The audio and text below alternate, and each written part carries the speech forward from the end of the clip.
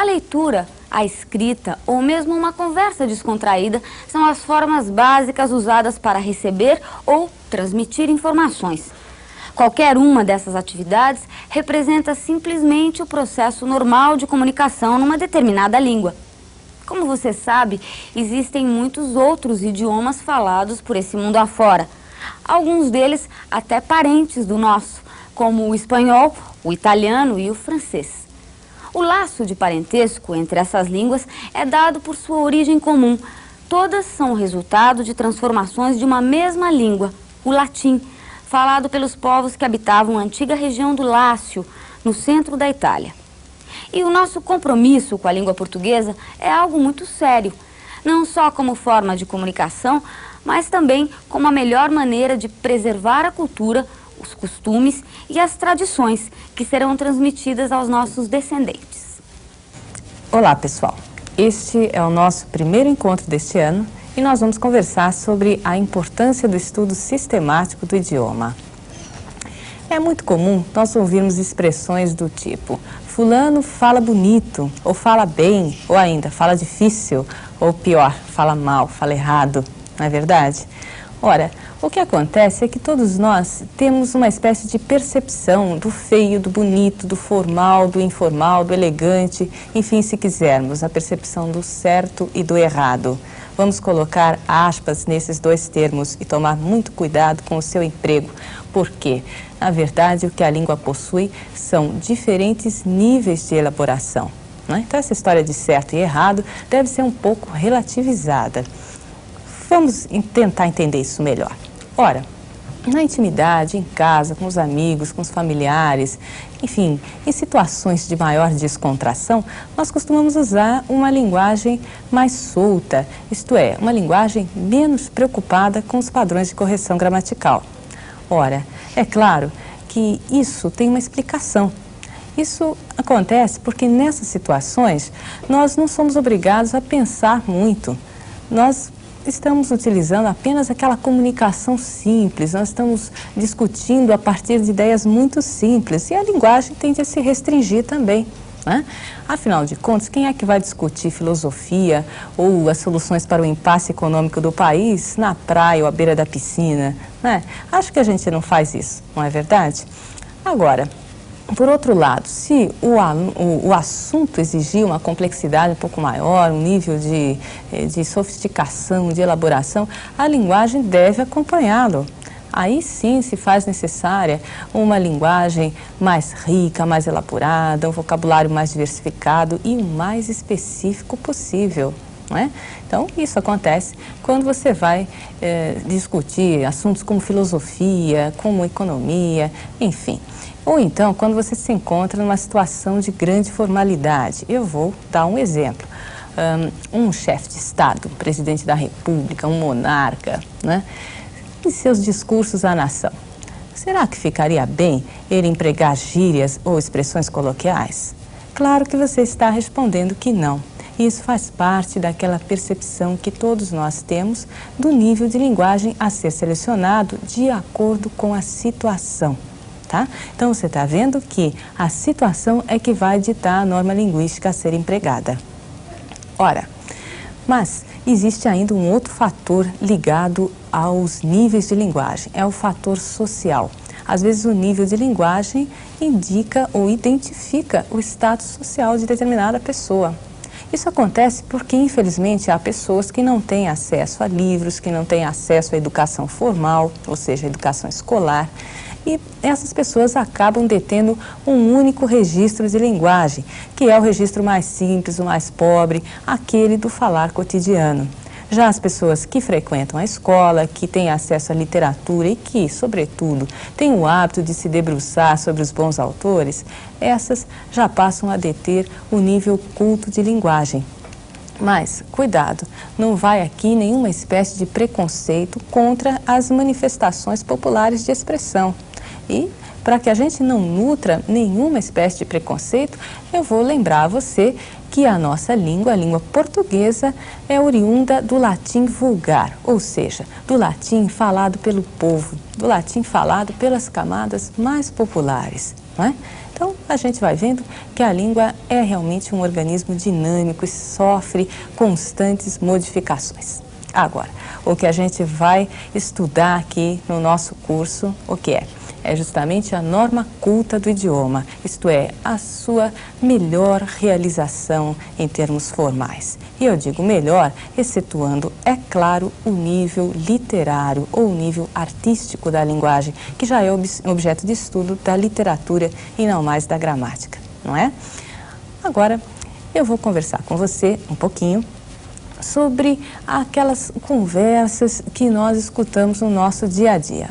Por exemplo, é muito comum alguém falar: ah, um acento na palavra, um acento não faz muita diferença. Ah, eu esqueci a colocação de um acento, mas isso não quer dizer nada.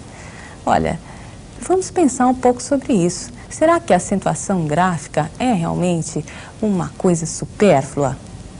Vamos pensar sobre isso a partir de um par de exemplos que eu vou mostrar a você. São duas frases muito parecidas. Eu disse parecidas, eu não disse iguais. Então vamos observá-las e cabe a você identificar a diferença entre as duas. Olha lá. Será que você já percebeu no que elas são diferentes? Eu acredito que sim. A segunda delas possui um acento. Olha lá, o acento, onde é que se encontra? Se encontra no A. Esse acento inclinado para o lado esquerdo é o acento grave, que indica, no estádio atual do português, a ocorrência de crase. Ora, que diferença isso faz? Muita diferença, né? Existe uma nova informação semântica aqui. Se na primeira frase quem morre é a tarde é sujeito do verbo morrer, na segunda frase acontece que a tarde é uma expressão adverbial. O que é uma expressão adverbial? É uma expressão que indica circunstância. No caso, circunstância de tempo. Alguém, não sei quem, morre à tarde, como poderia morrer à noite, não é? Agora, se não é eu colocar aquele acento indicando que existe crase, que, portanto, a expressão é adverbial, eu ia conseguir uma grande confusão. Eu ia criar uma ambiguidade sintática. O leitor ia ficar completamente confuso. Essa questão de acentos não acontece só quando se trata de crase, quando se trata de acento grave. Há pares de palavras na língua portuguesa que são quase idênticas, que se distinguem apenas pela presença ou ausência de um acento gráfico. Ora, é o caso de secretária e secretaria, auxílio e auxilio, não é? Médico e medico. Olha só quantos exemplos. E é de se ressaltar o caso do verbo poder, único em língua portuguesa a operar distinção de tempo por meio de acento. Então, no presente do indicativo você diz: hoje ele pode, e não vai aí acento gráfico. Mas no pretérito perfeito, lá no passado, você diz: ontem ele pôde, e vai aí um acento circunflexo. Está vendo só como a acentuação acaba trazendo muitas informações adicionais para a gente? Então vamos tratar de estudar a acentuação com muito gosto, vendo como isso é importante. Ora, a pontuação também costuma sofrer um pouco na mão das pessoas que não estão acostumadas a estudar gramática. É muito comum nós ouvimos falar que pontuação é uma questão de estilo. Eu concordo parcialmente com essa afirmação. Em parte, pontuação é questão de estilo, mas em parte também é uma questão de regularidade. E para mostrar isso para você, eu escolhi duas frases parecidíssimas, cuja única distinção se faz por meio de vírgulas. Então vamos às vírgulas. Nós temos aqui um primeiro período. O homem que é bom sempre perdoa a seus semelhantes. Olha lá, você vê duas vírgulas. No segundo período, você tem: o homem que é bom sempre perdoa a seus semelhantes. Nenhuma vírgula. Qual é a diferença? É diferença estilística? Claro que não. Não se trata de estilo. No primeiro caso, quando a oração que é bom vem entre vírgulas, ela é uma explicação acerca do termo anterior, o homem. E nesse caso eu entendo que o homem, a humanidade como um todo, possui a característica da bondade, ou seja, Todos os homens são bons e, por conseguinte, sempre perdoam a seus semelhantes. Eu tenho fé nisso, eu acredito nisso. Já no segundo caso, o homem que é bom sempre perdoa seus semelhantes, sem pausas, sem vírgulas. Eu estou restringindo a ideia de homem. No conjunto humanidade, eu seleciono alguns, esses são bons e somente esses perdoam sempre a seus semelhantes. Viu só a informação semântica que aquele par de vírgulas carregava? Pois é, tá aí, né? Agora, esses não são os únicos problemas cotidianos que nós enfrentamos. Talvez os mais graves tenham que ver com a questão da construção sintática, da concordância. Em textos não só de estudantes, mas também de jornalistas, nós encontramos frequentemente erros de concordância. Eu vou mostrar um deles para você. Vamos lá, então. Não se entende certas posturas políticas do governo. Olha esse verbo entender no singular quando o sujeito da frase está no plural. O sujeito da frase é certas posturas políticas do governo, no plural. Então vamos jogar esse verbo para o plural? Vamos fazer isso então, de modo que a frase fique correta. Não se entendem certas posturas políticas do governo. Esse é o mesmo erro que acontece quando nós vemos lá nas tabuletas. Vende-se casas nesta rua. Ora, não são as casas que são vendidas? Então, digamos que vendem-se casas nesta rua.